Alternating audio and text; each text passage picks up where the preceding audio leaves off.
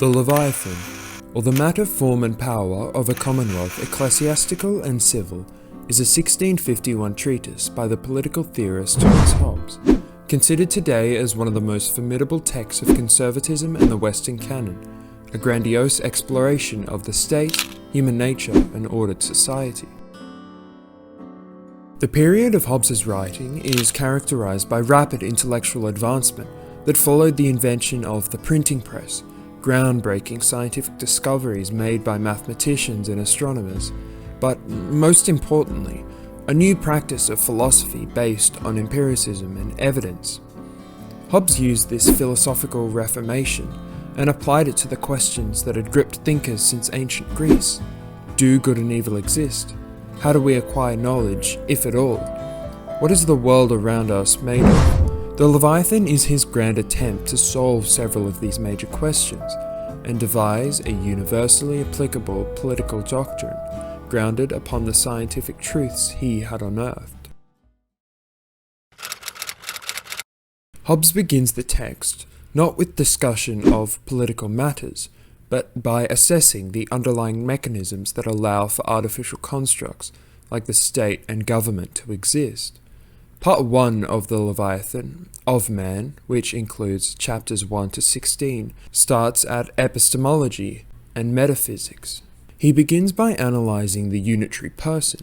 Hobbes describes knowledge through an empiricist lens, that for an informed thought to occur, sense observation must combine with ratiocination, or reckoning, rationalising, to produce our thoughts. This process begins in the primary term, sense organs, like sight, hearing, touch, taste, and smell. Knowledge is not possible without the senses. He states, "There is no conception in a man's mind which hath not at first totally or by parts been begotten upon the organs of sense." Knowledge begins when our sense organs contact an external object, like your sight directed at an apple, which then applies pressure internally on your nerves and membranes to send information to your brain. He calls the vague abstraction of an external object fancy.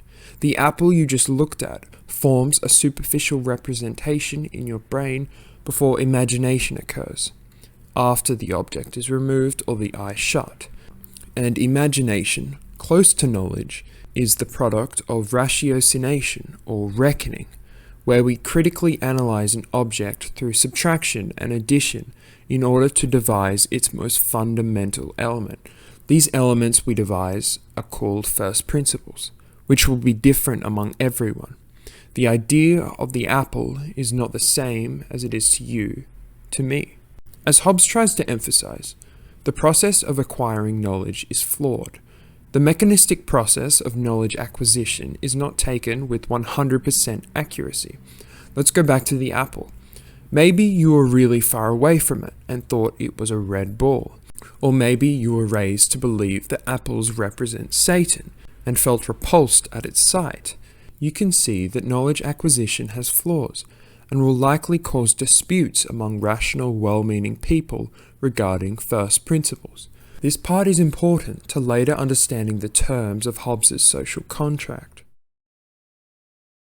Here, Hobbes asserts his mechanical materialist approach, arguing that the world around us is governed by a cause and effect sequence of matter in motion, a series or train of direct or indirect interactions between physical objects. Mechanically, all entities and constructs exist as would a machine, the human body the most complex of them all. But the state, government, and society also function like machines. The material aspect of his theory argues for matter as the basic substance of all life. Hobbes rejects the existence of spirit forces. So, not only do intangible souls or laws not exist, but they are by extension incapable of intervening in the chain of interactions, which is important, as this core idea dismisses the prevailing doctrine of Aristotelian form and matter. Aristotle's competing philosophy makes the case that external objects send forth an apparition, like a non-physical spirit, to fashion our fancy and imagination. This supports Christianity, as it allows for a ghost spirit entity like God not only to exist, but one that can also intervene in the chain of interactions. Hobbes himself was a deist, but he ran into trouble for progressively undermining God in his theory. Nevertheless, his solution articulates God as the prime mover of all life, as if God is beyond our comprehension and world, an entity before time. Having considered knowledge, Hobbes extrapolates matter in motion to encompass all phenomena.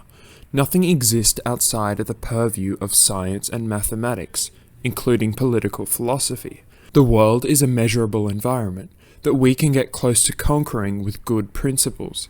Hobbes has thus emancipated politics, morality, and human beings from the shackles of theology and tormented value systems of old. So, in order to develop first principles of which we can agree upon, it is necessary to move away from the mechanisms of experience, memory, and sense organs in developing concrete ideas. Hobbes unveils his field of civil philosophy to conflate the magic S word, science. Grounded in scientific principles, this new philosophy will systematically critique political ideas through industry, first in apt imposing of names, and secondly by getting a good and orderly method in proceeding from the elements, till we come to a knowledge of all the consequences of names appertaining to the subject in hand. Hobbes believes good science is the practice of avoiding speculation or subjective interpretation by creating first principles that are agreed upon by the most amount of people. Scholars loosely agree that Hobbes' science is about building consensus through clear articulation and reason. Where we continuously argue regarding first principles, we are shielding ourselves from acquiring some semblance of truth and order. Hobbes turns to his grand thought experiment, the state of nature, to stylize his theories of the unbound man and human nature.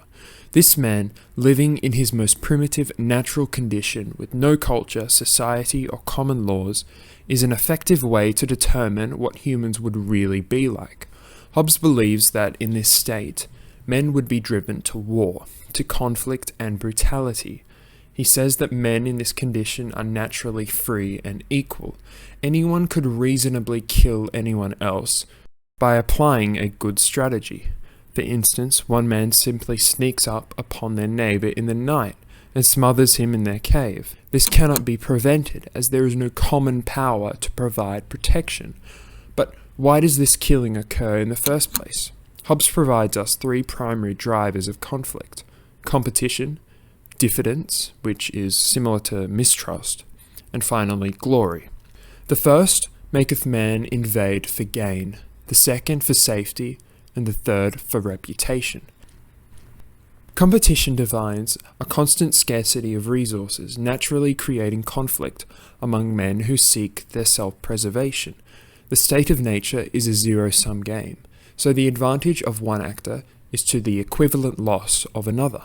Diffidence sees a natural suspicion among each of these actors. I am mistrustful of the fact you establish your base camp next to mine. This might motivate me to wage a preemptive attack upon your base, where I feel you could do the exact same to me at any point. This is a form of prisoner dilemma dynamics, constant questioning and attempts to outplay your competitor. Finally, glory. Man innately desires prestige and dominance. Man seeks a reputation marked by strong, noble values. The ethics Hobbes feels humans adopt under this condition is not a fixed morality that is shared, but one entirely contingent upon individuals and one in constant flux. Man derives self-regarding precepts or their own ideas following the process of acquiring knowledge through sense perception and faculty of the brain, which was highlighted earlier in the video. Therefore, what is the good is what serves the individual's well-being in the moment. Conversely, what is the bad is what harms the individual. Human beings do not share finis ultimus, utmost aim, nor summum bonum, greatest good, as neither of these exist in such a state of nature. We determine our own morality by assessing what serves us as individuals. Further, we might not know with absolute certainty what serves us as individuals. as our knowledge is not the most reliable.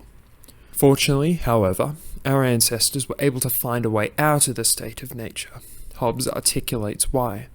He begins that there are a few inherent laws found in human beings, acquired through reason. He calls these the laws of nature. While there are several, the sum of their parts are understood basically as the second commandment. Thou shalt love thy neighbour as thyself. The first law is that every man ought to endeavour peace, as far as he has hope of obtaining it, and when he cannot obtain it, that he must seek and use all helps and advantages of war. Here, all men seek peace in preserving their own security, and while promoting universal peace, this law also promotes violence as a mean to achieving ends, using war to create peace. The second law of nature is that man be willing when others are so too, out of the desire for peace. Lay down the right to all things. What he means is that a man will be rationally inclined to renounce his weapons and liberties, where his competitors similarly do the same. Now, none of the men have access to means of killing one another. But this doesn't mean the weapons or the common liberties are destroyed. No, instead, they are transferred. They go to the sovereign, to the Leviathan. Join me in this exploration of the Leviathan as I next will tackle Book 2 of Hobbes' masterwork, titled Of Commonwealth.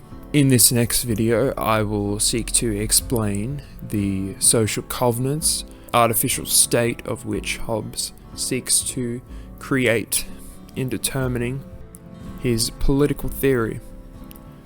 Thanks for watching.